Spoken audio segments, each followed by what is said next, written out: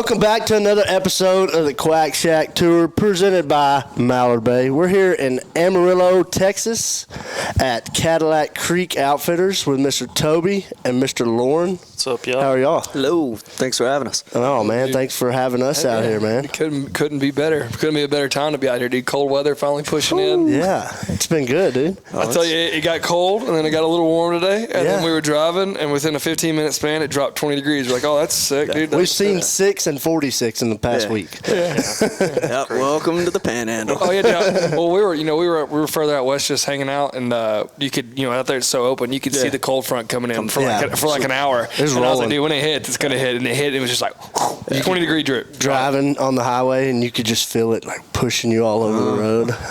You watch that migration roll in with it. Yeah, for about 80 miles. That's what you hope. Be like, hey, I'll be here in 3 days. Yeah, because you can dang near see up to Kansas. You're like, oh yeah, that's probably in Kansas. Like, that's pretty far away. Yeah.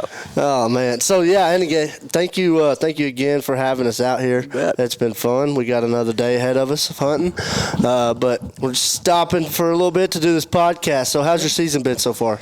Man, all in all, it's been good. Been a weird weather year for everybody, all across the board. Yeah, no doubt. I don't think anybody's had normal.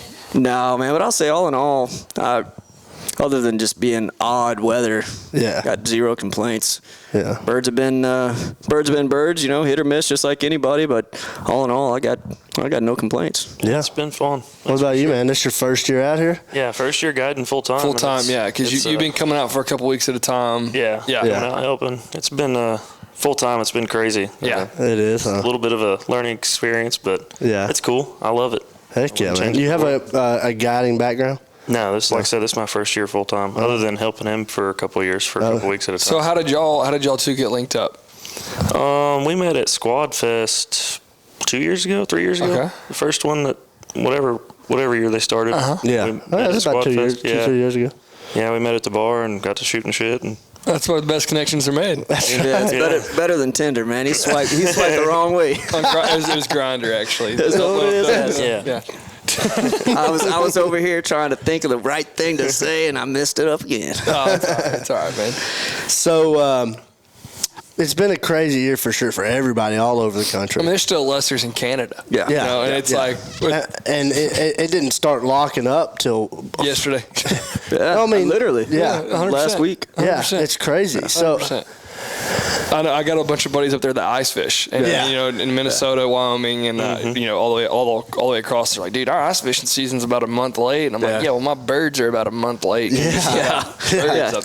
months. Dude, they're going out and sending me videos, like trying to go put their ice houses out, and they're still open hole. And he said, there's just thousands of mallards and thousands of geese, and I'm like, dude, go push them out, man. Just go wave at them. Just go push them on. Yeah. And every time the cold front comes, I'm like, oh yeah, we're gonna get them. And I get the next day, I get a Snapchat, same thing, just completely full of birds. I'm like, dude, what's gonna make? I think they're just. This is what we got this year. I think it is what it is. We'll see them all after the season. Oh yeah, dude. February will be loaded. Loaded. Yeah. You'll be trying to snow goose hunt, and it'll be nothing but Lessers coming. Yep. That's about par. Par for the course. I don't shoot the black ones. It's like, well, that don't work very often. No. Don't shoot the black ones. That's got to be hard to do. Guiding out here, especially during February. Y'all don't run snow goose hunts, do y'all? No, we've got them. It's just a consistency thing. Oh yeah, 100%. Just here one day, gone the next. Yeah. Same thing with ducks though. We've got a piss pile of pintails. Yeah. Oh yeah. And, you go out and bang your pintails right out the gate. Yeah. And then you're putting a lot of trust in people that don't duck hunt. Yeah, exactly. or they come once a year. Yeah, so exactly. That's pretty much, you go shoot your pintails, say, all right, well, here we go. No more ducks. You could have 37 mallards coming in one pintail. You know which one's falling? The pintail. 100%. Because that's the one. It's the nature of the beast. I mean, hunting out here, I've hunted out here a couple times ducks, and it is always like that. It's oh yeah, dude, we got 10,000 pintails. Yeah. Like the higher plains mallards management needs its own limit as far as pintails go. Yeah. Well, they need to go up on limited on pintails. I saw something floating around on, I think it was Facebook or something yesterday, that they're talking about bumping it up to 2. I think one of your guys, Jaden, he had said something about seeing something about that. They need to go ahead and knock it up one more, dude. Because the past 2 years, they said last year the pintail count was down. Yeah. I saw more pintail last year than I've ever seen in my life. Yeah. So last year they were all like they weren't very mature birds, so like they didn't have big sprigs. This year, everyone you shoot or see on Facebook or Instagram or whatever has a big sprig. So that was just a late hatch last year. Yeah.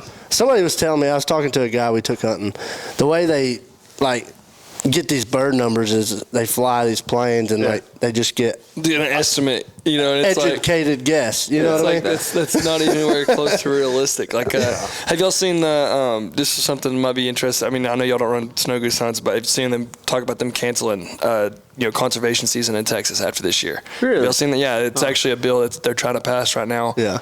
So you write your congressman. Everybody that's listening, write your congressman if you live in Texas, and tell them, hey, we don't want this, because they're saying bird numbers are down and all this stuff. Well, there was one area on the coast who said there was like 40,000 birds or whatever. There's only 40,000 snows. Typically, there's 300,000 snows in this particular area. Well, we went.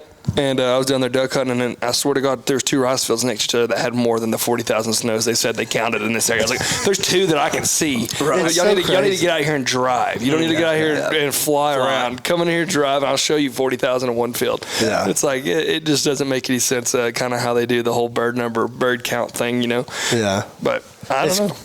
It doesn't make any sense. This is a Ducks Unlimited guy that was telling me this stuff. He works for him, and I was like, man, I was telling him about a friend of ours, how they were trying to get bird numbers on certain like good spots or good private spots in Arkansas, and I told him the way they did it, and I was like, that sounds way better. You know what I mean? It just doesn't make no sense. Flying a helicopter over and saying, there's 300,000 birds on the river between this town and this town, so the numbers are down 72%. And it's like, okay, well, what about the other ones that were flying around? I don't know. Did you ever think about that, I don't know how you could see them. No, they'll like zoom in, it's like triple zoom, and they're like, look, I can count 36 here, so there's 36 here. Then in the next 15 miles, like there's got to be that game where they put the marbles in the jar. You got to guess. It's like 100%. And I appreciate them for trying. It's one thing I appreciate you trying, but we got to figure out a better way to do some conservation here, man. I mean, we got to figure out a way to get a more accurate number of our birds. So. For those of y'all watching or listening, we've had Toby on, but it's been, I think we were talking about like 2 years, close to 2 years now. 2 years, yeah. That was before we did videos in person. We didn't. It was over the phone. Yeah, that was.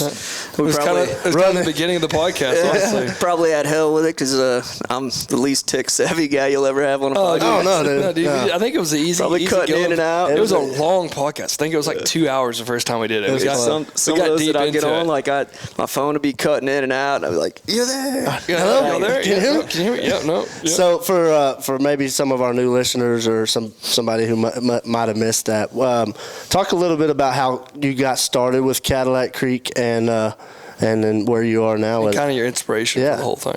Yeah, I grew up in a hunting family. My whole story, it's a lot easier to go and watch it and give you the clip notes, but YouTube, what do they call it? The Panhandle Sportsman. I was going to get into that. It's like, if you want to just get into, really watch a video on it, it's a really good video. They did a great job. Yeah. But I grew up in a hunting family. Lost my granddad early, and he was kind of the backbone to the sportsman of the family. And when he passed away, I really didn't have the opportunity to hunt very much after that. Yeah. And my dad might go on a dove hunt every once in a while, and that was about the extent of it. Always enjoyed it, but didn't have the opportunity to. Lost my dad early as well. I was a musician in a touring band, playing all over the place, and that was kind of my career path, or what I thought was going to be my career path. And Dad passed away in 2009 and wanted to do something special, not just, bury him. That sounds morbid, but wanted to do something cool. So I booked a hunt, took his ashes to Canada on a hunt.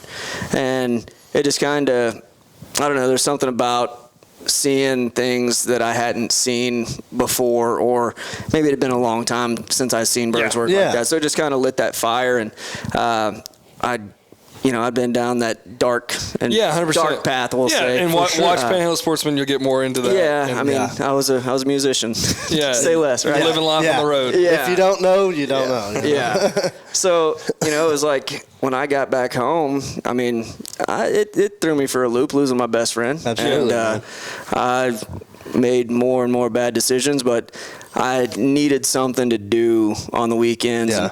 And, got introduced to a guy here locally that kind of looked past my dreadlocks and eyeliner and everything else, and would take me to hunt and kind of gave me an opportunity to hunt. This dude wants to hunt. I fell in love with it. It was a healthy place to be. Fell back in love with it, and it was kind of like became my happy place, a place that I could kind of feel like I was with my old man, and carry on that legacy, and just fell in love with it. And I saw an opportunity, jumped on it at the right time. Oh, for sure. I think Duck, what is it? Not Ducks Unlimited. Duck Dynasty. Duck Dynasty. I think that had a lot to do with the fast growth. Oh yeah. Because I'd started the company, and then Duck Dynasty comes out. Duck hunting's on the map. Yeah. And I was right at that, at the brink of that. And social media, you were kind of one of the first, I would say, people on social media as an outfitter that really kind of took over as far as social media goes, and kind of used that as their platform to kind of boost yourself. And I think that's what everybody does now. But I would say you were probably one of the first I saw doing that. It was like, oh, that's cool, dude. Like he's posting all this stuff on social media. I didn't even know you could do that. Like this is awesome. Which is funny because I am the least tech savvy person, but I just it was the only platform that I had. It was free advertising. 100%. I mean, I had one little promo clip, and I just plastered it everywhere. Just everywhere. Everybody saw it 50 times. Yeah, but that's all I had. It worked. You're blessed beyond belief. Yeah, but 100%. Just hit it at the right time. Fell on hard times many times. Oh yeah, dude, and you're going to, especially. I mean, any business you own or you start, you're gonna fall into little pits, but it's all about trying to get yourself out of it. Got into the bar business after started Cadillac Creek and was in the bartending business, and that was like the perfect schedule. I'd work all night and then just go hunt in the morning. Go hunt the next day and take me a little nap and do it all over again. And then just go back to it. And it's a lot easier to just watch the video and kind of walk. Oh yeah, 100%. But yeah, man, I just fell in love with it, and it was a way to kind of feel like I was living up to the family name. Yeah, we'll put the link in the description on this video, so you can go click it and go watch it. It's awesome. Mallard Bay put together an awesome documentary about you, and it was super cool to watch, because we've kind of talked a little bit before that. We had you on the podcast, but there's a lot of stuff that people aren't going to know about you, and it's cool to see other people's backgrounds that are in the waterfowl industry that especially building an outfitter like you've got. So it's been cool, man. It was awesome to watch. So I got a question. So what would you say is one of the contributing factors to how you've made Cadillac so successful? Yeah. And stayed successful, and stayed with a good name for the last couple of years. I take zero credit. Mm-hmm. Yeah. Put the good Lord first. Yeah, absolutely. I believe that wholeheartedly. I don't deserve to be where I'm at, and never dreamed that we would be where it's hard to even say where we're at. Yeah. Because in my mind, you're just constantly. You're still constantly trying to go. Yeah, for sure. Never settle. And that's the just day you're content, the day you fail. Yeah. And I mean, I really do. I think that's the only explanation. Because I could have never dreamed. I hadn't been hunting. I know plenty of people that have been hunting long before me. Oh, yeah. I'm not the best out there by any means. Just been blessed. I work hard. I've worked really hard. Yeah. But I think I give all the credit to good Lord, and maybe my daddy's up there pulling strings. I don't know, but they're like, send those birds over there. Whatever it is, man. I just I'm extremely blessed, and I don't take any of it for granted. Yeah, absolutely. 100%. I mean, that's awesome. The only way to do it. And then you've had pretty good people around you to help you. I think. I've had good people around me from day one, and just put the most important things first, God and family, and I work hard. We work hard, and sure we have our battles. We struggle, as families do. Well, and you got to give your shout out to your wife. To any wife of a guide has got to be be a tough woman. It's got to be a woman to wife of a guide, and when you watch the documentary, she's been through it with you. Oh yeah, she's definitely, I think, helped you out tremendously. Oh, absolutely, saved my life. Yeah. Oh yeah, I mean, if you have that's something that I think needs to be said more. I see it time and time again. People put a bird or this dream before their family. Yeah.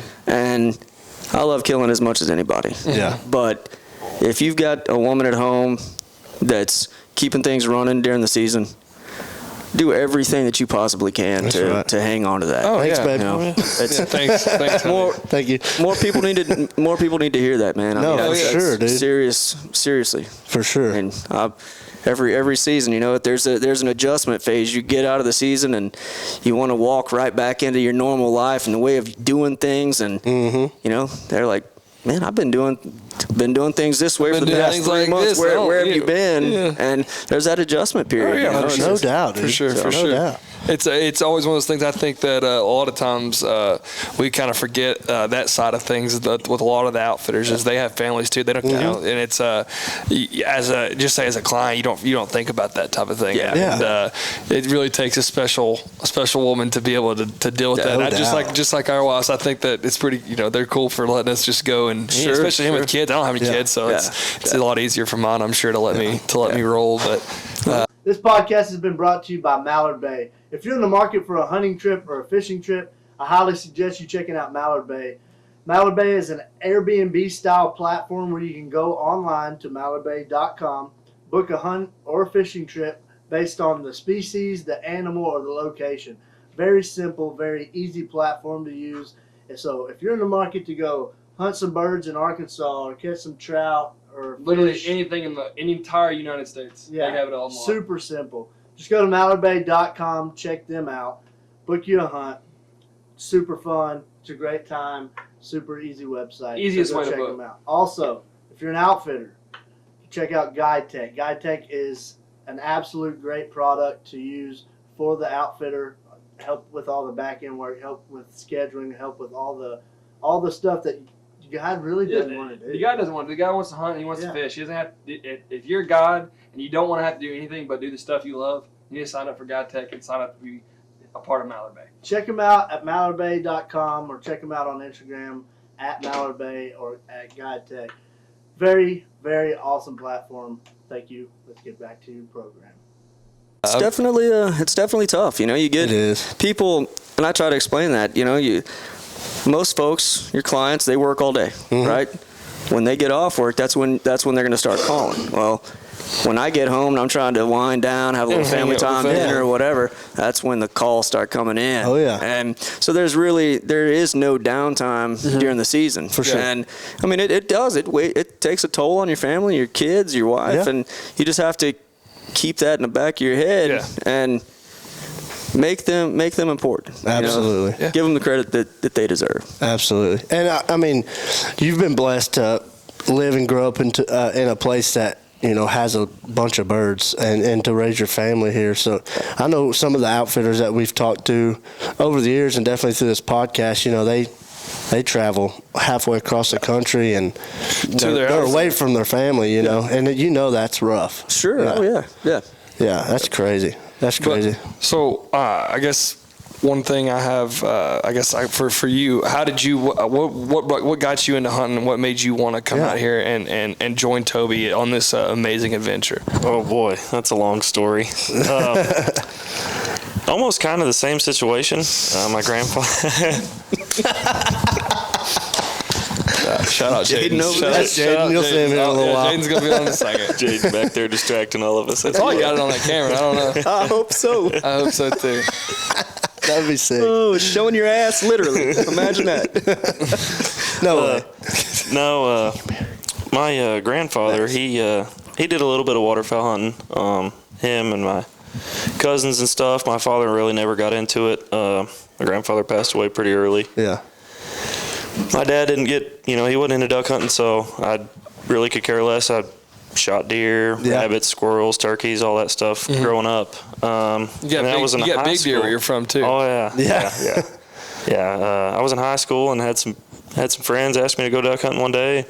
Went to some public ground. We didn't kill anything. I mean, we killed like 6 ducks. Yeah. But I was hooked. Oh, It was like, that was my first duck. That's how most people 6 start. ducks. It's like, I started on public land. We killed like 1 or 2 ducks, but I loved it. Hook, line, and sinker, man. Got me. I was like, all right, well, there goes deer hunting. This is what I'm going to do forever. That's This is what I'm gonna do forever. my story, dude. There That's goes crazy. squirrel hunting. There goes all my money. Yeah. Yeah. 2 years later, I buy a trailer, start building stuff. And then here we are. I mean, I freelanced for 5, 6, 7 years, going to Kansas, Oklahoma, doing fun, chasing hard lessers, life. chasing ducks, and then So lessers is your favorite thing. luckily I met Toby. Actually, I like hunting big honkers over cattle ponds back home. But Oh yeah. shoot a lot of bands doing that. But Yeah. Well, you're in Illinois. You're probably not very far from where they're banding them. You're Yeah. probably banding them. got They're banded. banding them at the cattle pond to the north of your property. They just come right down. funny you say that. The prison that I worked at before I got hired on with Toby, they do a banding project at that prison. Yeah. So yeah. The so- inmates band them? We shoot them across the road. Yeah. Perfect. Yeah, Man. no, 100%. It's like, oh, yeah, we killed 9 neck bands this morning. It's like, oh, yeah, I'm sure you were hunting in a really terrible spot. Yeah, so Sounds I do like awful. I do like shooting big terrible. honkers, but the lessers, man, Getting they're hard to getting beat. under big spins, man. Yeah. That's what I try to explain to people. They're like, dude, I hunt Canadians all the time. Yeah. I'm like, no, No, it's you not know. the same. It's not the same, man. It's not the same. We didn't ask you. We'll get back to you. What's your favorite species? I definitely like the consistency around here, numbers wise.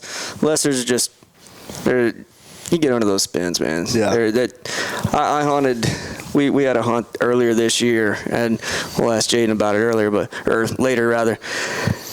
I literally, we had a massive spin and shot into him, and it was just one of those picture perfect, everything textbook. And when I stood up, we had a group of clients that appreciated it. Mm-hmm. Everybody's hooping and hollering, and after doing it day in and day out and seeing it time and time again, there's just, I mean, I literally had a tear in my eye. Oh, yeah, it no, I've definitely You literally it will grab a hold of you. Oh, yeah. And Yeah. I mean, this sport changed my life, Yeah, and 100%. dude. It's funny, like you were talking about, just remembering those.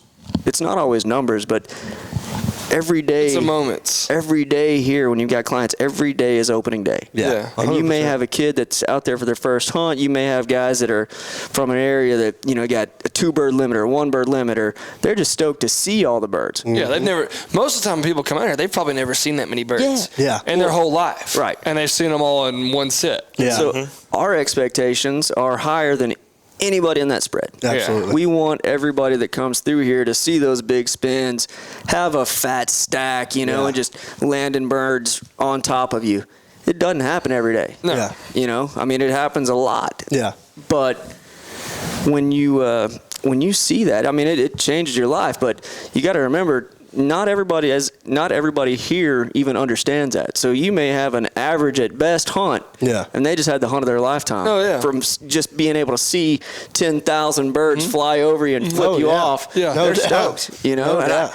it's just hard to remember that as a guide. Like, it's hard to remember. I've been there. Yeah. Like I grew up cutting my teeth public hunting, and like you say, you go and kill 2 ducks and you're stoked. Yeah, like, dude, this you is shoot awesome. a limit, you shoot 5 ducks between 5 buddies, you're, high five Oh, hell yeah. yeah. And hollering, man. Yeah. That's what we I try to talk about that a lot of time. For me, the hunts, really, I try to make it, I obviously want to kill a bunch of birds. Obviously. But for me, it's more about, just kind of getting to know the people I'm hunting with, and especially hunting with new people, just kind of making new connections. Learning something new. And then, Yeah, absolutely. obviously a rain out, I'm going to get hype about a Oh, rain no out. doubt. Like, I'm going to hoop and holler. Oh, yeah. But like you were saying, we had talked about this earlier, a lot of times you get people that you kill these fat stacks, so they think that that's just a normal thing to do, so they don't really kind of appreciate Yeah. it. Yeah, And, you got shoot 100 bird day. 100 bird day, and people They're are just like, Yeah. like, oh, this is just normal, right? "Yes, this is all right." Yeah, this is just cool. Like, Is no, this good? This is a freaking amazing. I'm crying. I'm literally awesome. crying right now. I feel that way when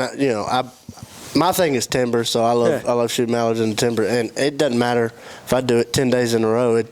The 10th day, I'm like, man, this is so cool. Yeah. Like whether we shoot 6 or 40, you know what I mean? Yeah. It's nothing like watching greenheads come through the timber, Dude. That's what. Is That's what got that me. your favorite? Yeah. Is that your? That's what we were saying. Is that your favorite thing? I don't know. You These like big that- spins, I can back the one spin that he specifically is talking Yeah. about. Uh-huh.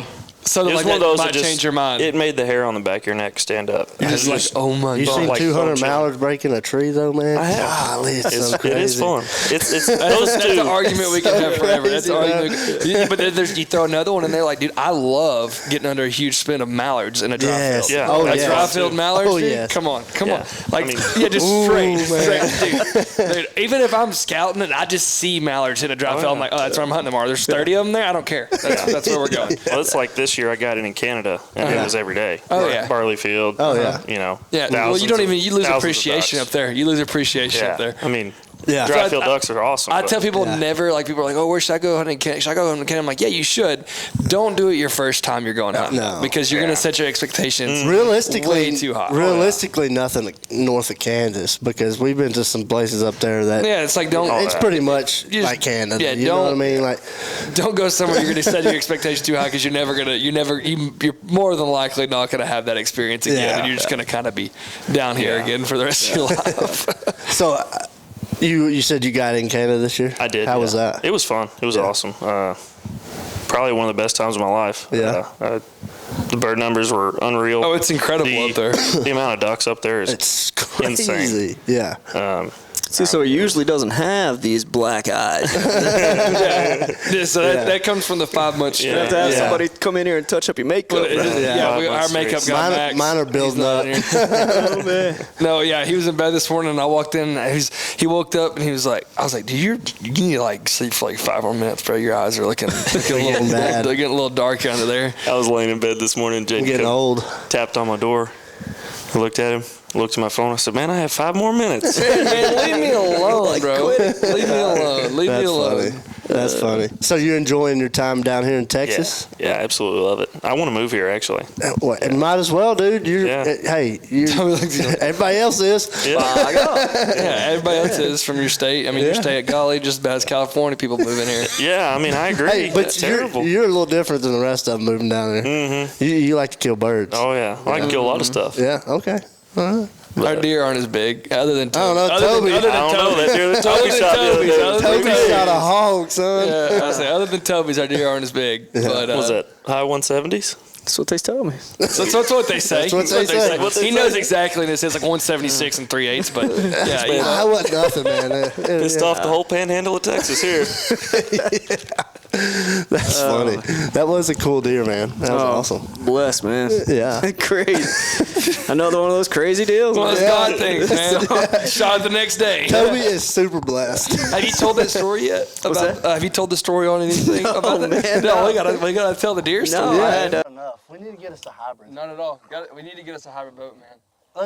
When we get to land, if we get to land, can we please buy a hybrid? I mean, I'll go half with you. Let's we do get the USS. We can retire the old USS Quack Shack. Let's go to hybridboat.com and buy us a new boat. Dude, let's do it right now. Customizable. I looked at their website. It's 100% customizable. We can build it how we want it.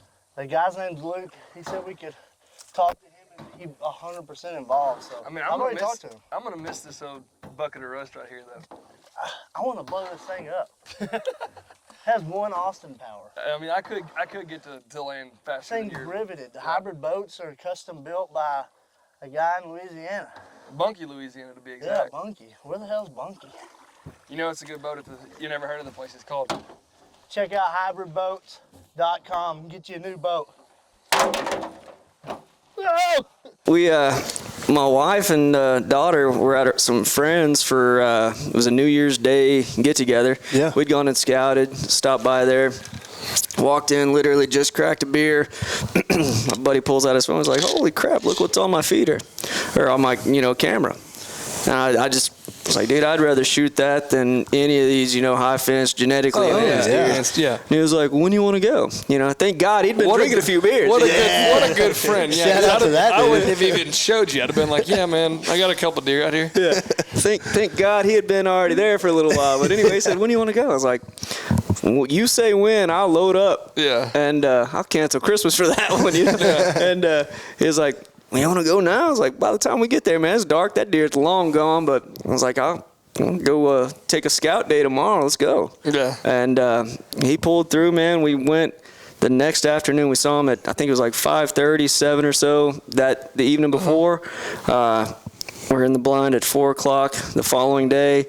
Didn't see a deer, didn't see anything. Didn't see anything. And, I mean, that old sun was just creeping down. Oh, yeah. And he'd sent me the screenshots of his camera the night before. Saw a little scrubby 6-point come in. I'm over here looking. I was like, all right, he was here last night. Yeah. All right, here comes a little spike, he was here. And sure enough, man, right just a little bit before that old sunlight sun time. left me. Yeah, Here he comes. And it's one of those picture-perfect textbook textbook deals. Well, kind of. Kinda, yeah. He strolls in, damn hog rolls in and pushes them all, and luckily the dude ran straight towards me. Luckily the hog came from that direction and not your direction. He ran straight towards me and put it in the old Boiler Maker, and there he is. It's a massive West Texas buck. It is. Or panhandle buck. Yeah. I probably won't ever get to top that one. Most people getting him mounted? Yeah. Oh yeah. Yeah. That's awesome. Is he going to go in the new lodge? I think that was probably going to go in my house. So I can walk by and appreciate him. Yeah, that's right. Appreciate him every day. Kind of like, I did that. I got some big deer where you're from. Oh yeah, Big yeah, ones. monsters. Yeah. I know like several people back home that go up there every year try to shoot one. Yeah, I'm in the southern part of the state. We still have big deer. Don't get me wrong. I mean, there's monster deer where I'm from. Yeah. But you get, hour and a half, 2 hours north of me, and it just starts turning into freaks. Oh, yeah. Absolute freak. Yeah. Monster deer. See, that's what it takes a lot right there. It's what that's how you know the waterfowl really got you, because you're in an area where you can kill massive deer. Yeah. I mean, a lot of people that waterfowl hunt, they're in areas where there's really not many deer. There ain't really big deer. And for me, I got too much ADHD to deer hunt all the time, so that's probably why duck hunting got me good. I could probably do what Toby did. Next day go out and hunt it. I could probably do that. But I've been trying to do the whole bow hunting thing, man. I sit there for like 2 hours, and I'm like, dude, this kind of sucks, man. Like, I'd much rather be duck hunting. It is. So much fun. But it gives me something to do from like September to or October till season starts. But it's still hard for me to get in there though. I got a 5-year-old and he's been wanting to go, so we've been a couple times, and I enjoy that part of it. But just sitting there waiting on a deer to walk, I grew up doing it my whole life, so I've been there, done that, and it's just hard to beat.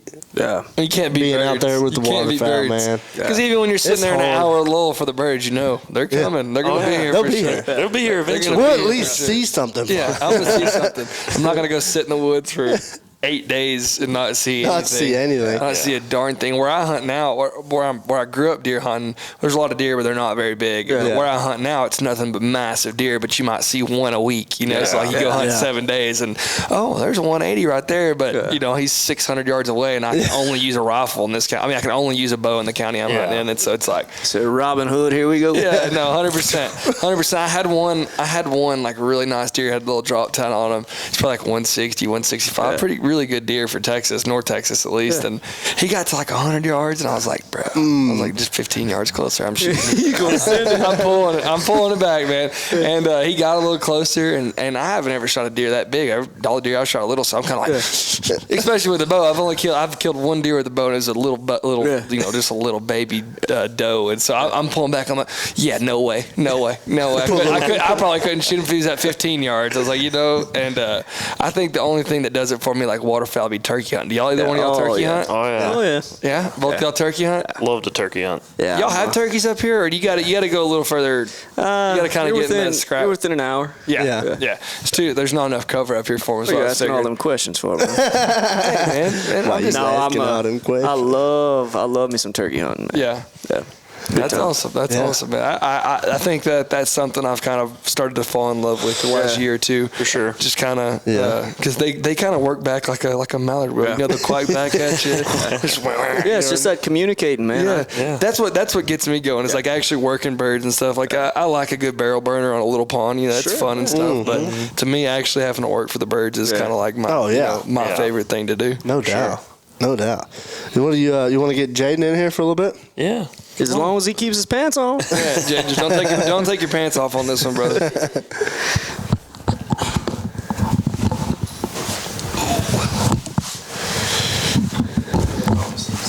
No promises. What's up, dog? What up? Damn, I can hear y'all. Pull your mic a little closer. Dang, I hope you can hear us. Like a commentator. If you couldn't hear us, that would be a pretty big deal. How are you doing, bro? I'm good. How are you? Good, man. Good, man. How's your season been? You enjoying it? Worn out. Yeah, Worn I love out? it. Worn out? Nah. Never. No. Always ready to go. Yes. So young pup. Nah, just a grinder. Just a grinder. That's what you use. That's your favorite app. I know. How long have you been out here with Cadillac? This is my third year working for Toby. Yeah. Yeah, and how did you get introduced to Toby and Cadillac? Actually, I messaged him whenever I think I was 16. I'm 21 now. I messaged him whenever I was 16, and he looked different. Yeah. That's his thing. Really? He looked different. No. Yeah. No. He looked different than everybody else, and I noticed that, and I'd always been made fun of for looking different, being different, acting different. Pulling your pants down. Say, bro, you pull that on You don't say that, brother. And so I reached out to him, and I was like, hey, man, you really inspired me to, like, work in to, I guess, flourish in the industry that I want to work in. And, you know, like... You showed me it's possible to, you know, to I just told him that he was a daily succeed. inspiration to me to do what I want to do and to chase my dreams and stuff like that. And so I was working at an outfitter in Oklahoma, and it was right before Thanksgiving-ish, I think. And he's like, hey, man, can I get your number? And Toby doesn't answer his phone. Yeah. And so for him to, like, I'm pretty sure said he whenever I was sent him that technology message, he, like, hearted it and it was like, hey, bro, chase your dreams. And I was like, oh, sick. Yeah, that's sick for sure. Never thought you'd be here today. 3 years. No. Yeah. And so it was right before Thanksgiving, and then he's like, hey, man, let me get your number. And I was like, I wonder what this is about. And he's like, text me, hey, I'm going to call you. I was like, okay. So I walked outside. I was in the lodge of the other place that I worked at. And he's like, hey, man, you want to come work for me? And I was like, do what? Yeah, for sure. I was like, Toby's over here poaching talent. Doing some recruiting. I had no idea that you were working for somebody else. I really didn't. I don't think it mattered. I don't think he cared. But you were his daily inspiration, Yeah, Toby. So like when Nick Saban calls you to come play football, you go play football.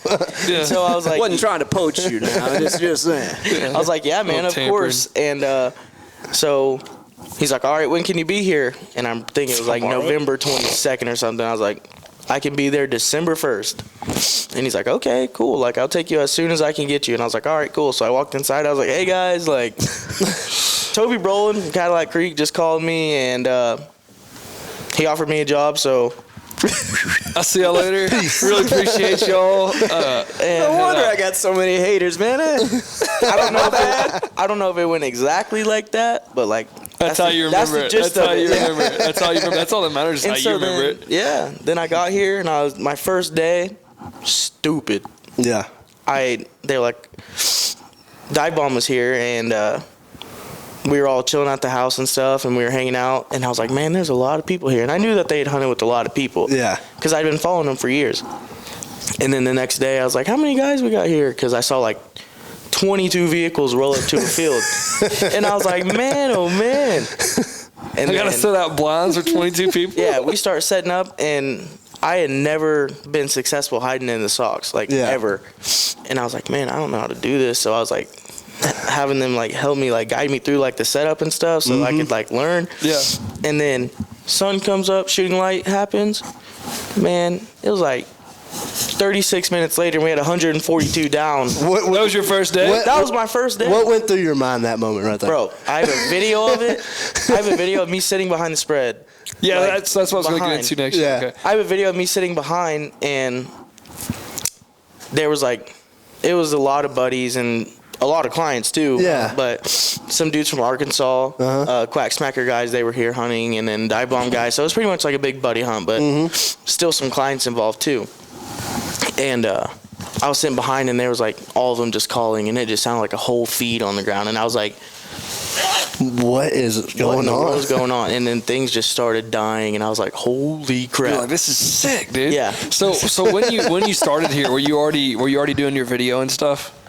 Yeah, you're very talented. Yeah, nobody gets to see that now because he's Toby's little slave over here.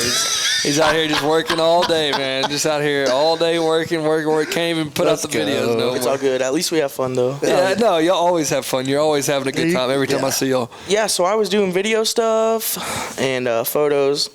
I kind of started that whenever I was a little younger, just like on an iPhone. And then I was like, for my birthday, I was like, Mom, can I get a camera? And she's like, yeah, sure. Yeah. She bought me like some little, I don't want to discount it, but it was like a $300 camera. Yeah. And it taught me a lot. And then I was like, dang, I got to upgrade. So then once I upgraded, it was like next level. I can do videos. Oh, dang, I can do videos now. Yeah, and I never even knew that hunting photography was a thing. And just because I guess I wasn't. Well, you kind of hit it at the right time too, because that was kind of when it was becoming the thing. Yeah. It was like. And so I loved hunting, and then I loved taking pictures, and I'd only taken pictures of like my basketball shoes on a rock or a flower. My boy was getting out there getting artistic. He's out there getting artistic with it. Dang, this looks dope. Yeah. Bro, y'all see that shoe over there hanging on that wire? Yeah. That was like 2016. I think it was like. I guess, yeah, sure, yeah. That sounds about right. About right. Yeah, That sounds about right. That's because I was probably doing the same shit. And then we were going hunting one day, and me, my dad, and my best friend, and then his dad, and we were going to our lease, and I was like, man, I'm gonna take my camera today, and I took my camera and I got some pictures, and I was like editing them, and I was like, woo, This is kind of fire. yeah. I was like, dang, this is pretty cool. So I posted them, and then I just kept posting the hunting ones, and I was like, dang, I could get into this. So that's kind of how I started working for that other outfitter. Was doing content the content. Yeah. Which Aaron Davis had done their work before me, so I wasn't even competing. Yeah. 'Cause Aaron's amazing. Good. But, Aaron's real good. But dude, honestly, that's how I saw you first. I think was on social media, was through like pictures and videos and all that good stuff. And then you wearing like what were those overalls? Like the conductor overalls. Yes. That picture goes hard, dude. That was up in Maryland, huh? That picture goes hard. Yeah. So guys, today we're going to talk a little bit about Apex ammunition. I mean, dude, I saw it for the first time in action today, and I'm telling you right now, there's not a better ammunition in the game. This thing was clapping ducks and geese at 100 yards. That's no exaggeration. This dude clapped one, I swear to God. It was halfway across the lake. Clapped it and folded it all the way down. And then shot one about 10 yards away, and at the end of the video, you'll see some evidence of what happened when you shoot them really close. So you just got to be a little careful with that. It's getting nasty, son. But we were on the X, and that's kind of part of it. But, man, there's not a better shot in the game than this Apex ammunition, the TSS. All of it. All of it. I mean, honestly, the regular shot is amazing as well. You really can't go wrong with anything that Apex ammunition is selling. So just check them out. Loads and all. I mean, dude, everything. Turkey loads, goose, crane, anything you need it for. No cripples, nothing like that. So if you need anything, just check out Apex Ammunition on Instagram or check them out at their website at apexammunition.com. That picture goes hard. I think I know some guys you're hunting with up there. Yeah. Yeah. But 2 years ago, I think is when we first actually met you at the Crawfish Bowl. Mm-hmm. And, I mean, just in 2 years, you've gotten a lot better. Like, I can't do it. You were way better than I was 2 years ago, than I'll ever be 2 years ago, because that's just not my thing. But, yeah, you do take some very good pictures. I appreciate it. Yeah, that's awesome, man. And a lot of the work comes behind the computer too, though. Oh, right. Dude. Once you find your editing style, which I had one, and now I'm just like all over the place. Like if you look at my Dropbox folder from this year, it's like, oh, this one has green tints, this one has purple tints, and then this one's just moody, black and white, no color, colorful, and I was just like, what in the world? Yeah. Toby's like, what are you talking about? That's why you find him. That's why you find him. You know, you find your diamond in the rough. I just put him in the Dropbox file or in the Dropbox folder, and he's like, hey, man, can I get them pictures? I'm like, but they've been in the Dropbox folder for like 2 weeks. Yeah. He's like, how do I get to that? Oh, my bad. How do I get to the Dropbox Then I show him how to get there, and he's like, dang, that's dope. That's dope. Damn, that's dope. That one sucks. We're gonna throw this one in the trash. This is a trash one. Yeah. So like, how do you delete the picture? So is that? So how long? I'm just trying to figure. So how long after? I guess was it that you messaged him that he reached out back to you? Like, was it like a year period, or was it like pretty like instant? It was 4 years. No. What? No. Hold on. I left this dude on red for 4 years. And then you reached out. Oh, wait. Toby, bro. Hey, man, wait, Yeah, bro, he left me on red for 4 years, but then he called me. I was there the next day. You know what I mean? Just like a side chick. Golly. Wait, before he answered, before I started working. Before When you found out who he was to where you when you the first time you messaged him to when you came to work for him, how long was that? But when you told him he was your inspiration to when he called, you know, did he leave you just kind of waiting around for a little bit? It was 3 years, yeah. Toby, 3 years? Well, what made you? Are you being dead ass? Swear to God. I'm gonna have to get 2016, 2017, and then 2020 was whenever I started working. Well, there. 2020, we established that. I'm going to have to get a whiteboard here. The question is, when you messaged me and said, hey, man, you inspire me. How long was it from that point until I responded to that message? At least a week. Oh, Okay, so not 3 years. So not 3 years. And then how long after that was it that he offered you a job? 3 years. Okay. So here's my question: what made you think about him when 3 years later? Yeah, you obviously had to have seen something. It was this little stud cat, and he had this little tan Cadillac Creek hat on. And I remember I could still see that picture. It was your profile picture. He's like, he bought my merch. You want to come work No, for I me? didn't even buy it. I don't know how I got it. He had stole it. He snuck into my house. No, it was just there's something about different. Yeah. And I've always been different. He had a different editing style. He looked different, and I don't know, man. Maybe that's what it just grabbed a hold of me. Like, Yeah. Y'all were both thinking the same thing. sounds Yeah, like. no, 100%. I was just wondering Yeah. how that, 3 years later, you're like, I'm going to message that kid back that messaged me 3 years ago. Because I feel like you probably get a lot of messages. So that's what I'm saying. maybe it was, God thing. I don't know. Yeah, It was that's what I'm saying. It's got to be because it was a 3 year later I've type seen his thing. DMs. He gets so many messages. Oh, man. It was probably longer than a week now I think about it. Here we go again. It's probably 3 years. Hey, but look, now you've been here for 3 years, so it's even. He ghosts you for 3 years, been working here for 3 years, so No, I try to get back to people because I do. I love those messages. Yeah. People that just hit me up randomly and it's just a little inspiration or just kind words. Trust me, I get plenty of hateful words too. But I'm sure when you get those messages, it just it makes your day. Yeah. Gives it a purpose on top of a purpose. Oh, yeah. And Yeah. I don't know. It was just something he had his own style. Yeah. And our styles matched. Yeah, Yeah. 100%. We're nowhere near on, as far as followers or levels, as what y'all have going on. But I think when people we follow us to hate us. that's think so? very possible. yeah. Bro, people ain't got nothing better to do, dude. If the FBI got a hold of my inbox and saw the death threats, they'd have a full-time job. I bet so. I'm telling you. Death bro. I bet threats? so. Oh yeah. Over yeah. the hunting? Oh yeah. Go to Cadillac Creek page, scroll through the reels, go to the ones with the most most views, and read the get to reading, comments. bro. Oh, it's dude, insane. I'll tell you They need to get a life. the bro. most viral thing we've probably ever had was on the Arkansas tiller or hand tiller page. bro. And we were just posting we just kind of post everything that we did and stuff. I don't do that. This is a long time. This is a long time ago, and I think we did a podcast with Tony Vandermoor, and he posted in there. It was like, go check out our podcast, Tony Vandermoor. Bro, I swear to God, there had to be at least 1,000 comments. And then not only that, they, trying to get people to jump platform to platform to follow you is hard. But they found our Instagram and we got some crazy messages y'all suck. Why would you have this Come on to your Arkansas, podcast? Y'all don't know what the hell you're doing. Meet me at the boat ramp. I'm gonna kick your ass. Yeah. Shoot you. I'm there all the time. Yeah.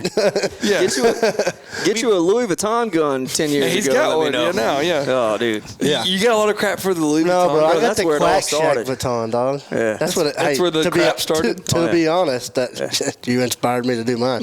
But it's Quack Shack Vuitton, bro. It's one of a kind. Bingo and Yahtzee. No, that's when it all started. Yeah. It was the Louis gun. The Louis gun. I did it as a joke, and I had never seen one. I ha ha he he.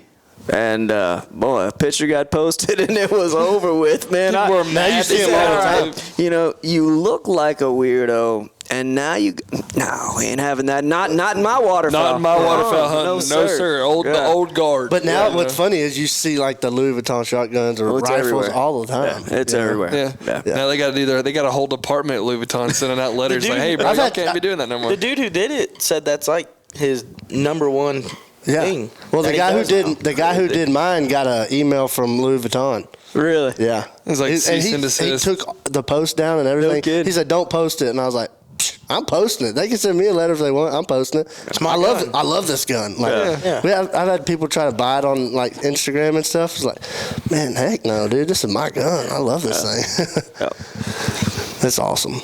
Yeah. Look at us now. Look at us now. Hey, look. Hey, I just wish they'd send me a purse or something, you know? hey, Give my wife something nice. yeah, send me a purse, man. I don't want to spend $3,000. At least spend me like a little never full bag or something like that. Yeah. Some of them red My wife bottoms. deserves that, at least. Yeah. You gave him some branding. You know what I mean? That's right. Dude, that's another one of those things. It's like people are always gonna hate, no matter what. Especially if you're being successful and you're doing it in a different way than people have done it before. And like what he was saying a minute ago, we kind of went off that subject about seeing good messages, and that's kind of, it makes our day all the time. Like we don't get messages all the time like y'all do. I'm sure like once every day or so we'll get a message. It's like day, maybe. That's like talking about, hey, we were really inspirational. It's like that's awesome. Like it's finally gotten to the point where it's like that's awesome. The coolest one we've ever gotten was the other day, and it was this, I don't know, 50-year-old dude, and he was talking about how his 10-year-old son like watches our stuff, and like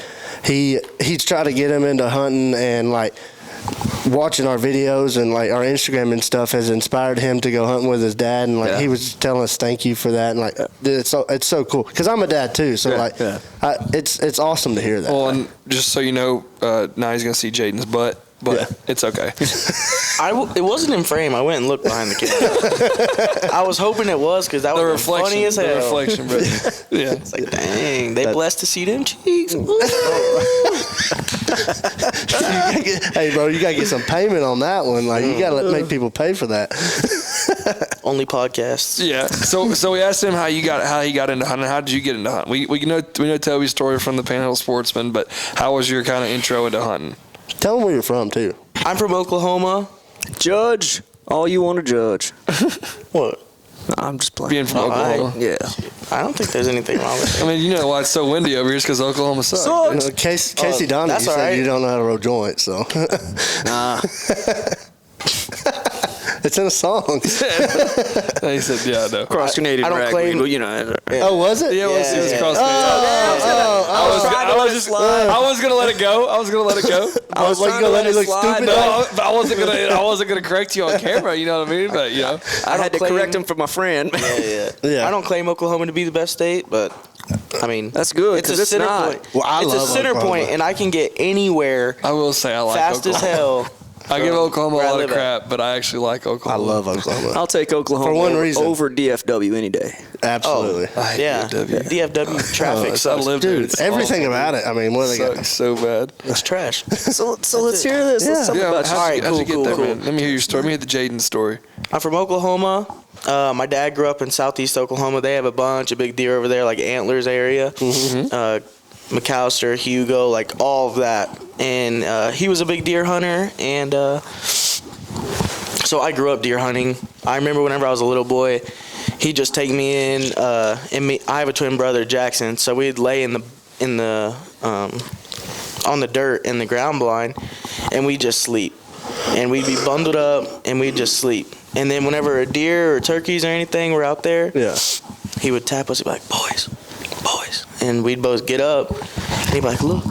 And so we'd peek over the little thing, like, and then we'd look out, and I remember one time there was like 60 turkeys out there. Oh, wow. And I was like, holy shit. Yeah, 100%. And now I can't even see one. Yeah. There's a lot of turkeys down there still, man. There's still a lot of turkeys. I haven't That's been where down we there. turkey hunt. I haven't been down there in a while. It's the closest Yeah. place we have with turkeys. Is Yeah, Southeast honestly. Oklahoma. And so I started off deer hunting, and then I quickly realized that this man was sick over here. Nah, man. You hear me? Swallow backwards. And so I quickly realized once I started deer hunting by myself, whenever I was like 7 or 8, that I was just not patient enough. Yeah. And I was like, damn, this is boring. Yeah. And I was not still enough. I wasn't quiet enough. Wasn't patient enough. I would sit there until like 8, and I'd be like, man, I'm tired. I'm going back. And we went to deer camp all the time whenever I was little. Yeah. And then once I got older, we got into sports, so I couldn't really go anymore. So I Yeah. just kind of lost the love for deer hunting. And so, yeah.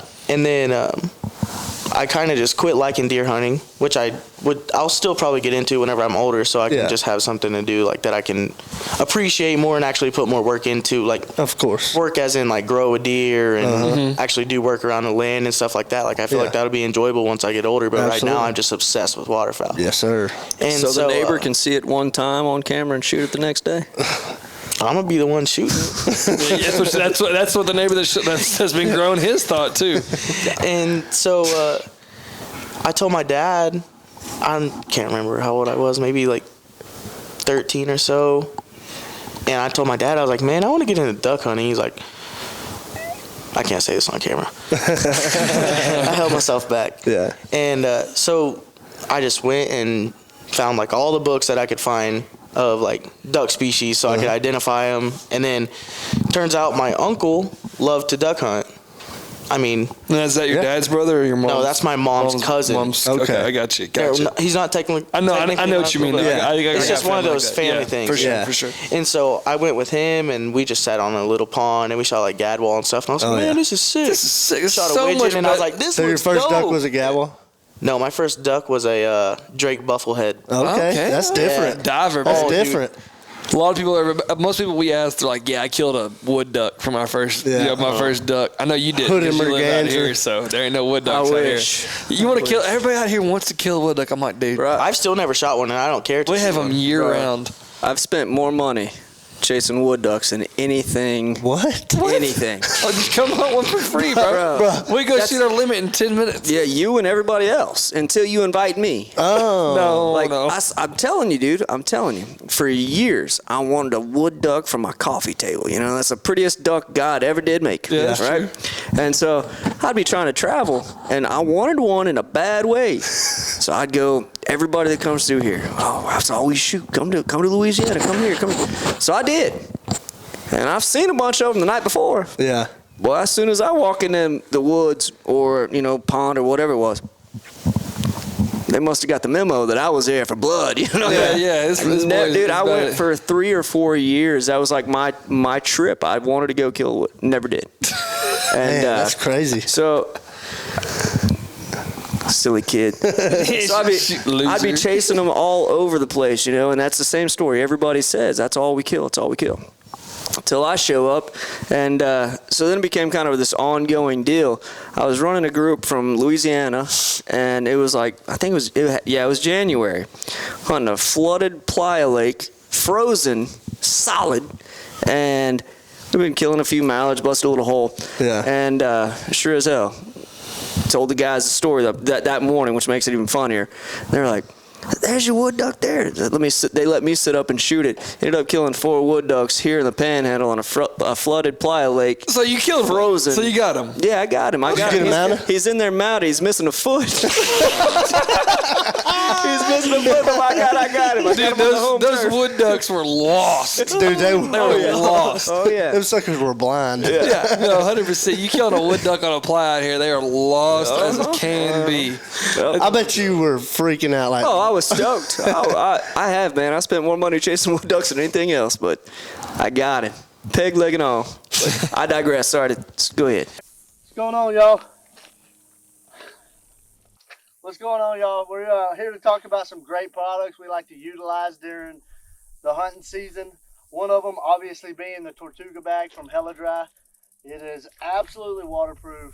It is great for any type of circumstances you're hunting. It keeps all your stuff dry. It's got plenty of pockets. Got one here, deep pocket, and then it's got 2 pockets on the inside. Obviously, you got a pocket on the side for, in this case, holding your Pringles, and a koozie. Put a drink in there, whatever you want. You got this side over here. It can hold a Mojo, or it can hold your Wingman, which is this here. The Wingman is absolutely iconic. It's something that's much needed in the industry. It is great for any circumstances, whether you're hunting in a field, you're hunting in a slough, a pond, or in the timber. They like to say, find the perfect spot, not the perfect tree. So something that's really good, very much needed in the outdoor industry. I would definitely recommend that. One of my favorite things is the quick draw loop.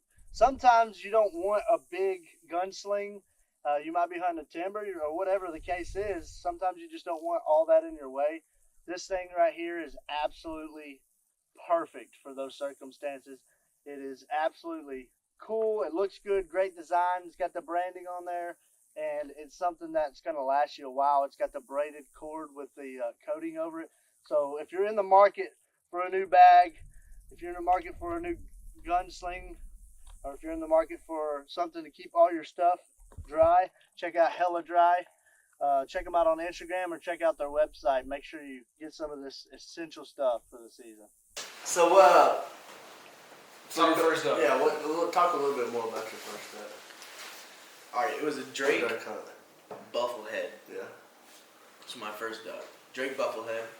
They had just shot into a group of gadwall or something, and then I see this thing just. They wake up in the morning. They're like, "How fast are you gonna fly? Jesus. Faster Yeah. this morning." And it was, I don't know how far out it was, but my dad was like, "That's like 90." He clapped it. I was like, "You think I can hit it?" And they were like, "Nah, not a chance." And I was just like, shot over here when it was over here. Yeah. And just boom, and it just fell. And they were like, "Holy shit!"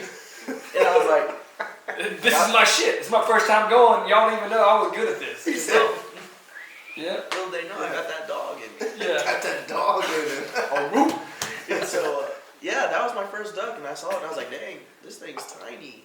I was like, "I ain't seen this in a book." I ain't seen no books about divers. All my books have been pond duck books. Yeah. And then after that, we probably went to the same pond like every weekend and just kind of shot like 3, and then like 0, and then 0 again, and then like, and it was just like starting off just duck hunting, like you didn't know, and then we had this little pond. We lived on 80 acres. And we had a little pond. It maybe had like 11 mallards on it. I went out there and sat there by myself in the bush one day and shot like 2. And then so I just slowly started going more often. You kind of learn it. Yeah. You want one of those? I might have to try one of those. Pretty good. Shout out all hands. We got cranberry, raspberry lemonade, and ruby red grapefruit. All hams. Vodka soda. That's right. What kind you want, Toby? Cranberry, ruby red grapefruit, and raspberry lemonade. Let's do the cranberry. That's good stuff. Max, we appreciate you being the We- bartender. They also on have your birthday. Yeah, shout out Max. Happy birthday, Max! Y'all go wish Max a super late birthday because it's come out. It's come out in like 3 weeks or a month. Couple months. But yeah, so your first duck was bufflehead. You kind of just progressed on to those mallards. No, I didn't go to mallards. Like it was like bufflehead, ringnecks, gadwalls, and then You're working your way up the ladder? Yeah, oh yeah. And then there was 2 mallards, and then lots of widgeon and stuff like that. And you said your favorite duck to hunt is a widgeon. You like widgeon? Bro, Rubber ducks, dude. Yeah. give me a widgeon any day. Really? Any day. Widgeon are fun. So Widgeon are much fun. fun. You know why? Why? Because you kill them more often when they're wheat field hunting geese. Yeah, well, I know 100%. So let's dive into that. Shout out to my boy, the Widge Master, Judy over there. Mad Judy. Mad Judy kills more widge than anybody in the country, bro. Left, bro. Denim dangler, bro. That boy shoot 100. That dude shoot 120 of them every day. Oh, bro. There ain't no I've never seen that. love it. Dude, it's crazy. Oh yeah. It's crazy. They must. He just lives in the area that's got to be the most perfect place for freaking widgeon. Dude, he yes. sends me Snapchats of his backyard. He's like, Euro. And I'm just like, this. Yeah. And then you watch our videos, it's like 2,000 widgeon at a time coming in, and you're like, how? like how is there even that many birds there, dude? It's like we'll hunt like that. I would say widgeon's probably my second favorite duck to hunt, and that's obviously in a wheat field. I do widgeon in a wheat field. It gets me going every time. You like that? Shout out all hands. Come on. Right. Yeah. My address is 66 Healy, Amarillo, Hey, Texas. hey, 79124. You have death threats, bro. You can't put your address It's on on the website. we got cameras everywhere. Big dogs. that's right. Big Sniper dog. on the tower. A lot of guys with guns. You got a laser over here somewhere. Yeah. So let's dive into your first time hunting geese. Was that with Toby the first time you hunted geese? No, you were working in Oklahoma. Yeah. No, but I didn't know. Yeah, okay. No, my first goose hunt? Hey, pull your mic a little bit closer. Down? Right. Close? Yeah. A little close. Dipped up the mic over there. My first goose hunt was actually a duck hunt. Okay. And I saw this goose sitting on the bank. Yeah. And I walked out the blind. I was like, ooh, he gonna get it. Was that one in your book? What? The goose? No, it was in the book. It was in the book. He knew what it was. That's a lot bigger than my Man, I've been Is to it lesser? Walmart before. Is it lesser? It was a lesser, Yeah. which I didn't know what a lesser was at the time. Yeah. I was like, That's a baby that's Canadian a Canada goose. And so we were duck hunting. We were set up on this little pond, little panel blind. Me, my dad, and one of his buddies, and it was like first light widgeon just going crazy, and I was like, dang. That was my first hunt where I was like, holy crap, this is a lot of crazy, birds. Like they were just like, and I was like, man, this is crazy. This is crazy. I was like, this is dope. We only shot like 13 that day. That's why it was crazy. Yeah. Because it was like, back then it was like, oh my gosh, this is a lot of birds. And then we shot like 5 ringnecks, a couple of widgeon, and you're like, bro. And yeah. And so as the day, like as the sun came up more, I saw this thing over there just sitting on the side of It was the. a park goose. The They were hunting the park. No, it was a lesser sitting Yeah. on a pond, and I was like, How far? it's a goose. And I was like, man, I've always wanted to shoot a goose. Yeah.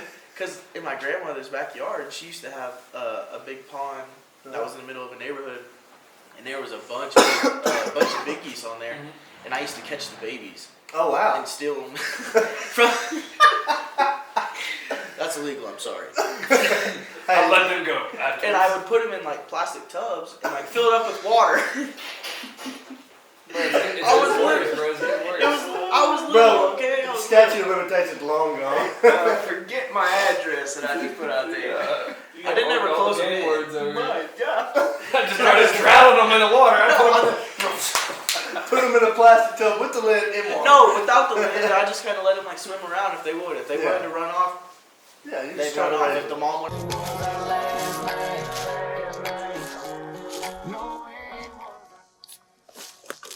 Something we all can agree on is we love music.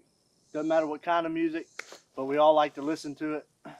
Turtle Box is the most reliable, most durable, most waterproof speaker on the market today. They are amazing speakers. You can take them anywhere you want. You can take them to the beach. You can take them hunting. You can take them to your buddy's house. You can chill outside like we are and listen to Turtle Boxes. You can link 2 of them together like we did. They got all kinds of colors, different options you can choose from. A lot of cool things in the works as well. If you're looking for a new speaker, check them out, turtlebox.com. Check them out on Instagram at turtlebox. Okay, so before we had a malfunction there, Jaden was talking about his mistreatment of geese that he stole and put into the plastic containers. He was trying to start some breeding apparatus over there. Goose breeder. Conservationist. I never enclosed the totes, and I would just fill it up with the water on the hose on the back of the house. And I'd be like, dang, I'm going to clean this thing. Or like, just see if it would swim around. Yeah. Turns out the moms didn't like it. I was about to say, the mom's not like, screw you up, because those Canadian park geese are mean. Well, That's where you learn how to throw hands. Learn how to fight by they'd fighting hiss geese. at me and stuff, but like I didn't care. Yeah. Shoot, I caught like snapping turtles and stuff whenever it would flood. Yeah. I didn't care. I was just like, it was just a goose. I didn't think anything about I don't it. mess you up. And so back to killing my first goose, I saw it over there on the bank, and I was like, dang, I always wanted to shoot a goose because I'd only see him like in a neighborhood. Yeah. And I couldn't shoot him. And so my dad was like, go sneak it, because it was a long shot. Like, I couldn't hit it. And so I just crawled in the weeds and then popped up, and it was just sitting there just like bedded down like a deer would be. And I was just like, and that was it. That was your first goose. That was my first goose Decoyed him hunt. perfectly. Oh, yeah. So when was the first time you actually targeted geese? When you were in Oklahoma? Working? Yeah, not working. Oh. I can't remember that one. Really? Yeah. I can't remember that one. That was, well, I was Nothing like y'all got going on down There's here. nothing like you got going on out here. No. I'm pretty sure like the first time it was like I shot like 3. There's not really many places in the world that are like Amarillo as far as lessers goes and just kind of complete bird numbers. And like we've been all over the country, this year, last 3 or 4 years, and every time I come out here, I'm like, dude, why? Like, why? So why crazy. are y'all here? Like, I don't get it. Yeah. It awesome. Doesn't make it. No, it's awesome. No, it's awesome. I mean, it's each his own. I couldn't live out here, but that's me. That's me. But my I like truck the trees. got stolen last I time I love was the here. trees. So. Yeah, it did. Did this man just say he loves trees? I've sensed a little sarcasm. I love trees too, bro. Y'all like trees? Bro, East Texas, we got the big ass pine trees, man. Oh, I thought you were talking about the trees here. I was like, No. this man's a smart ass. No, he said What that's why- trees, dog? He was saying that's why he couldn't live here because there's no trees. Oh, I was like, you're talking about the trees here. We have a historical marker. Oh, If there's a for tree. Just wait till we hunt. Bro, the field. Toby's- We're gonna hunt tomorrow. You'll see a tree and you'll be the happiest. man Toby's alive. front yard has more trees than the whole county. The whole rest of the county. Wait till tomorrow. You'll see more trees. Hopefully, There's a bunch of trees for for winter. There's a bunch of trees we're hunting tomorrow. Not I didn't say a bunch of trees. I said you'll see a tree. There's more trees than I've seen the whole You'll week. see at least two. Two trees. shoot At least two. It's a Shoot real. a Canada goose and a wood duck. Come on. Dude, if I shoot a wood duck in the dry field, I'd die. Oh, dude, that'd be sick. I saw somebody did that. I can't remember who If it we was. do that- Falco. Huh? Falco. Was it Falco that The killed? Mallard wood duck hybrid. No, I saw people kill Bro, some that's a straight beautiful wood duck. ducks. I bet that is a beautiful duck. I haven't don't seen know. that. Probably somewhere up north. You see Did it on they- Snapchat? No, I saw it on like Instagram or something. I was like, they had a video of like In a dry 30 field? wood ducks hitting a dry cornfield, and I was like, bro, Ooh, what? that's Toby. Toby. Toby said dry field wood ducks, bro. Sign me up, bro. That's my new goal, bro. Dry field wood ducks. I don't even know where to go for that. Yeah, but- hit me up in that inbox. we could put some mandarins in a plastic tote Hey, and start breeding them things and just let them go on the pliers around here. See what happens. Long story short, they this girl shot one in East Texas, and I thought it was the coolest thing ever, and so did everybody else. Till we found out the town she lives in, that's the guy that raises them. A mandarin. Yeah, Yeah, well, he we're like, like, dude, that's so cool. like And then- everybody thought it was so cool, but then we found out this dude in town like releases like 60 of them like every other week or some Plot shit. twist and Yeah. escape from the zoo. Yeah, like Oh, I don't care. I would still blast it. Those Oh, things yeah, are absolutely. beautiful. yeah, Dude, somebody, yeah. I saw a beautiful duck the other day. I had never seen one before. It was like an albino gadwall. Oh, wow. And I thought that thing was freaking sick, Oh, dude. yeah. Well, Matt Judy shot some cool looking widgeons this year. Speaking of Matt Judy, like some hybrids and stuff. really? Like, yeah, it's pretty cool stuff. I never shot a hybrid. I never shot a hybrid. Me either, or a banded bird. Really? No, Yeah. I shot a lot of birds. Nothing like y'all, but Hopefully them snow geese gonna work tomorrow. Maybe. There's a lot of Fingers snows over crossed. there. There's Fingers a lot crossed. of snows over there. hey, Toby, tomorrow when we say our prayer, make it a little bit longer. If you don't mind. Please let some of the gooses come You see down that, from the sky. You see that video from earlier in the year when Mallard Bay was here? Oh, yeah, And had yeah. one sailing to the decoys. Oh, it was Grant. It was Grant that filmed it. I was telling somebody about it today, and I was like trying to explain it to him. I said that from what it looked like, one had come in, Yeah. and y'all had some working up Yeah, top, yeah. and he got a video of it and had to like paused it and was that was crazy. Dude, how sick were you? I hadn't been sleeping right since. Yeah, bro, I was just sick. Just sick, I'm bro. on sleeping medication. That thing was so close you could damn near read the numbers. Bro, we got back after scouting, and we were just. Excuse me. No, you're good. We were coming in here like we always do. Whenever we get done scouting, we just walk in here and then we conversate, figure out what we're gonna do tomorrow, talk to Tina, Lennon, just kind of just hang out. And him and Jake were upstairs in a room that Toby has upstairs, and he's like, Jaden, and I was like, what? And he's like, come here, I gotta show you something. And he pulled up his laptop and he just clicked the space bar, and I was like, I said, you mean to tell me We had a banded goose in the decoys. that you saw that on your screen and you didn't say, hey, there's a band? And I was like, Did he Grant, notice? I have no idea. But Exactly. either way, it's on his screen right in front of him. Yeah, he should have. He has a big monitor. Yeah. I was like, Grant, this was right in front of you. You were Would filming you have that? shot him? Oh yeah. Yeah. Oh yeah. You call the band. You call the single. Yeah. Yeah. 100%. One time we were hunting, and we were working a big group, and there was a snow goose that flew over, and I was like, oh, that thing had a band on it. And Toby was like, what?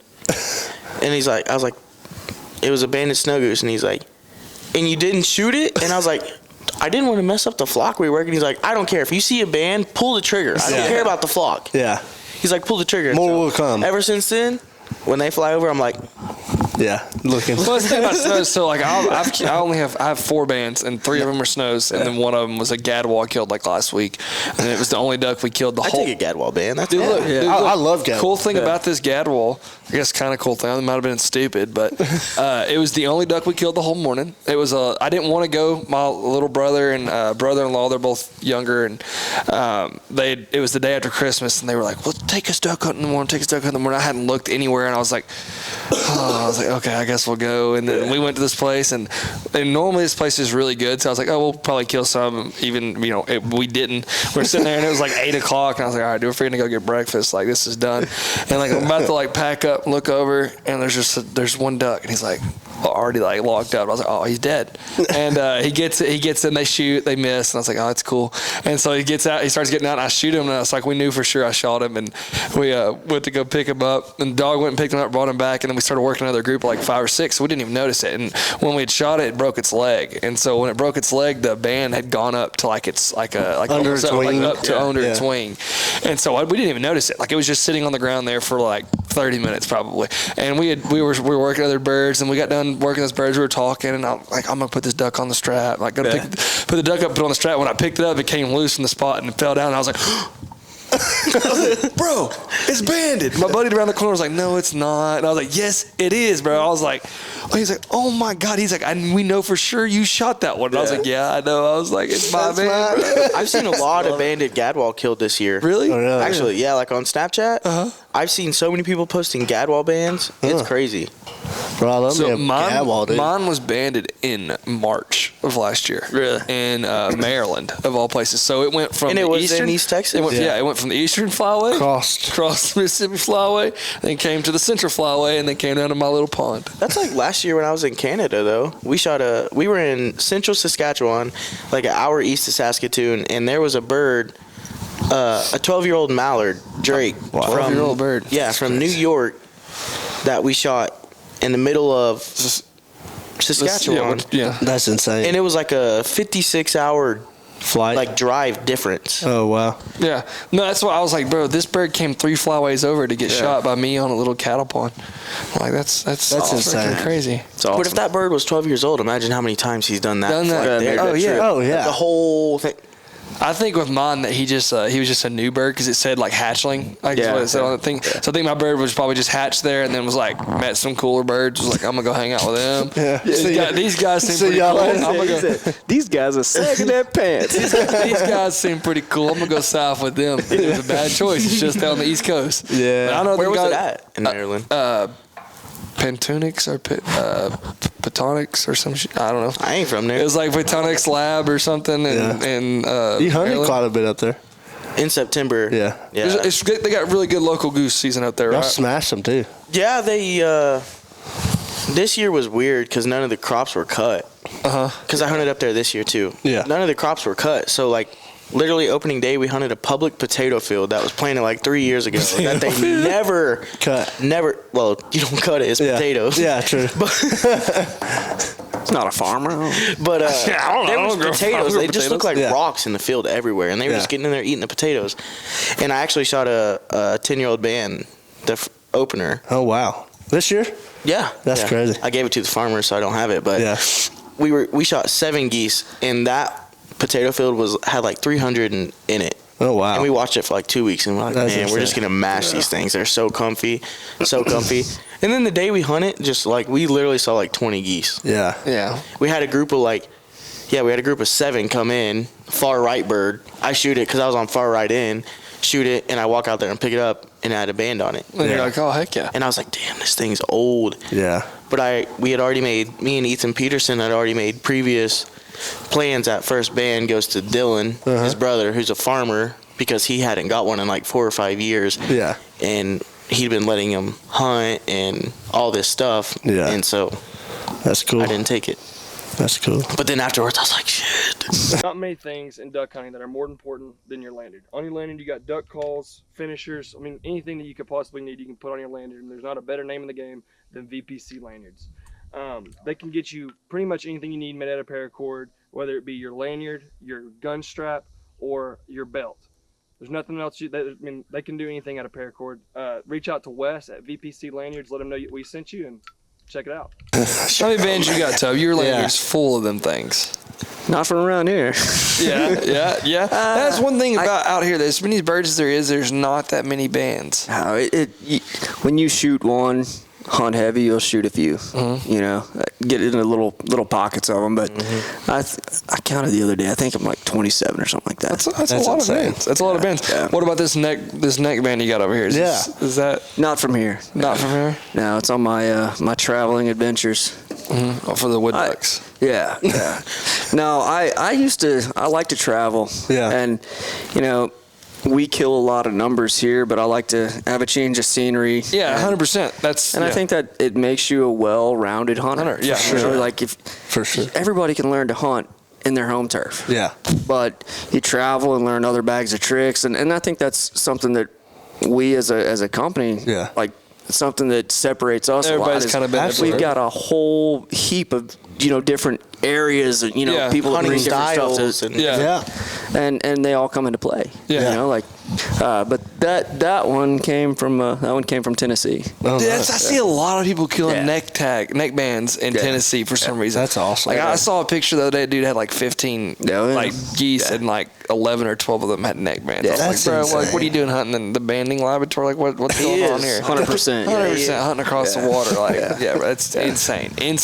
They don't even fly. No, so what they do, just swim across the pond? You like just hover He across? just puts them in a plastic tub and then they fly out. Hop in the pond. That sounds familiar, It's his own band. It's his own band. Dude, I wanted to do that, like to see because we have a couple Gadwall holes like at my house that's all that's ever there is Gadwall, and I feel like it's the same birds every year because like they show up pretty much the same week, and they kind of stop going to those ponds same week. So I wanted to like, you know, I don't know if you even have to get a permit. I haven't even looked into that to ban birds. To ban them, you do, yeah, because I would love to get out there, put like a net out and ban them just to see are those the same birds that are coming back. Yeah, tell them your story.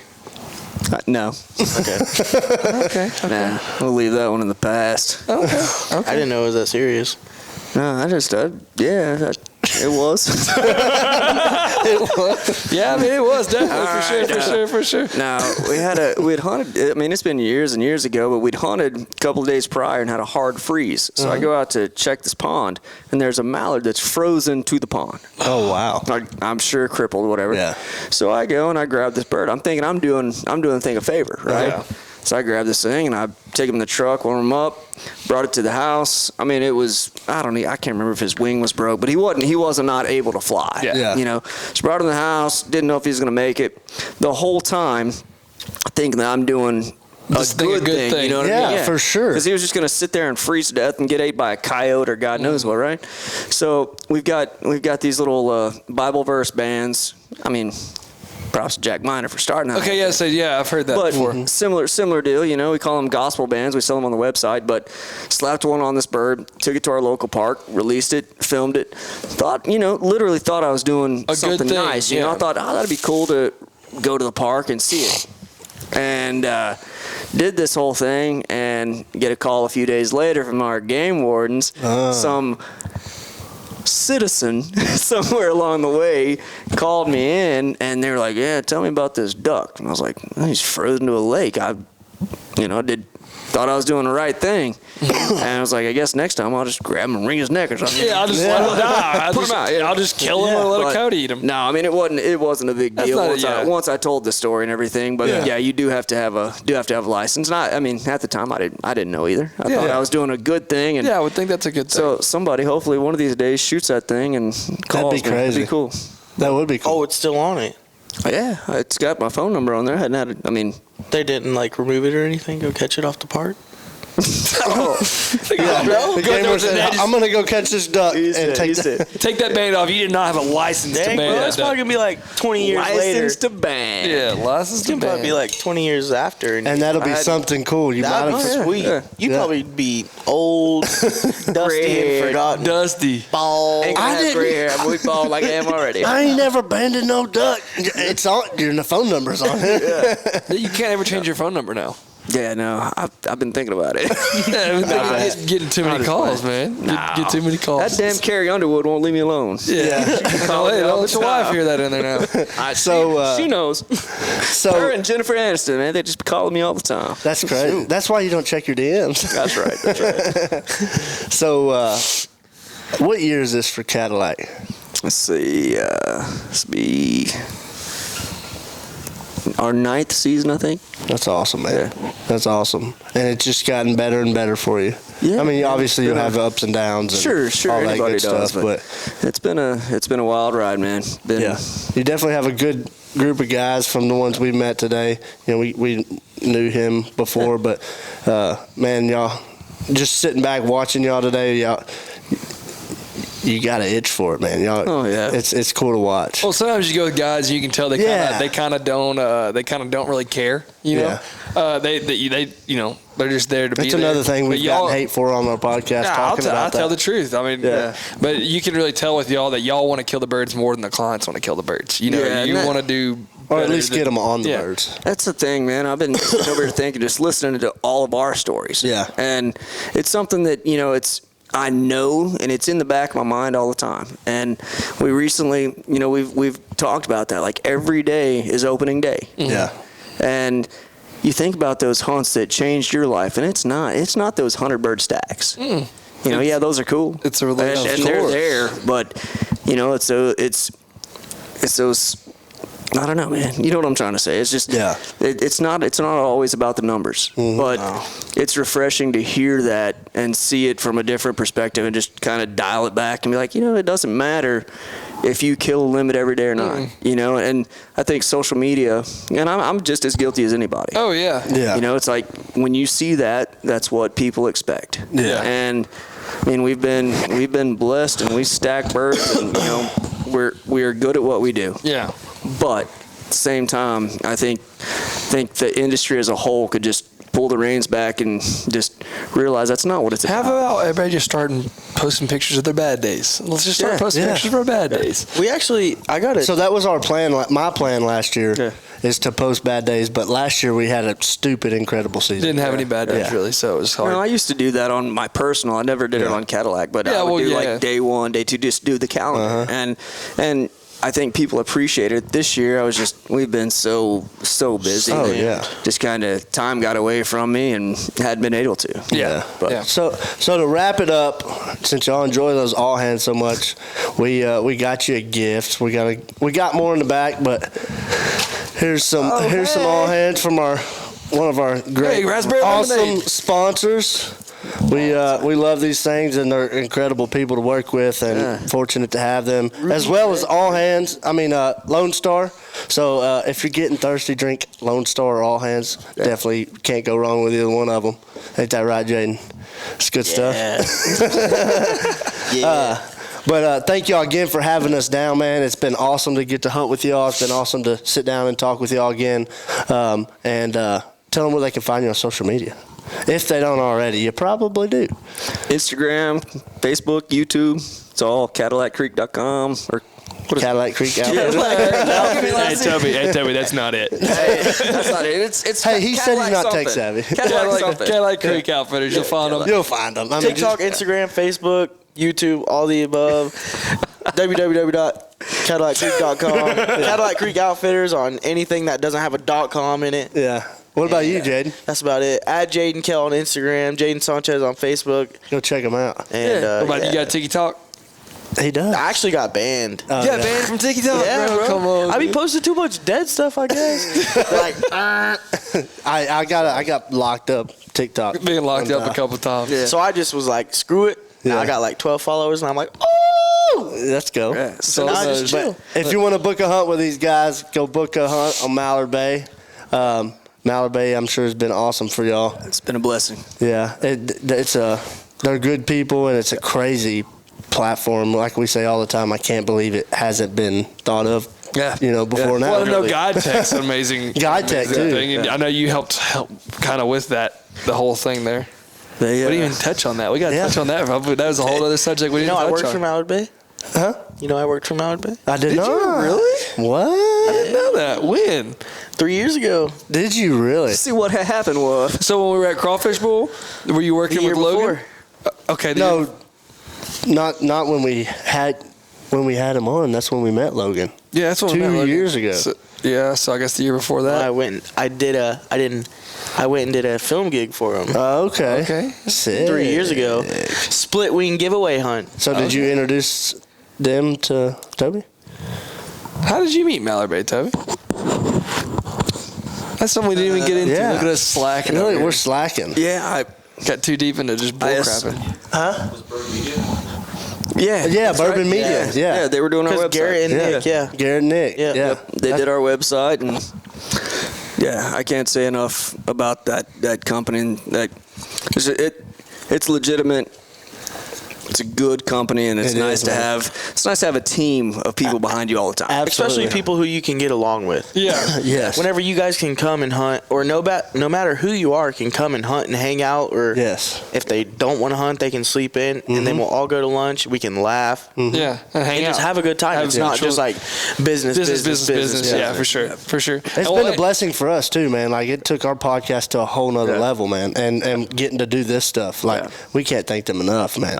It's been cool. Well, and I know for y'all, it obviously helps. I'm not necessarily that we weren't doing it before, but now y'all can really focus on the birds and focus on what they're doing instead of, oh crap, I got 24 clients coming in this afternoon. I got fed on my notepad over here, and I gotta do this and this and this, and I got this money coming here, and I gotta go collect from here, and all that good stuff. And now you don't have to do that. So that's great people. Being here, being first hands on. Yeah.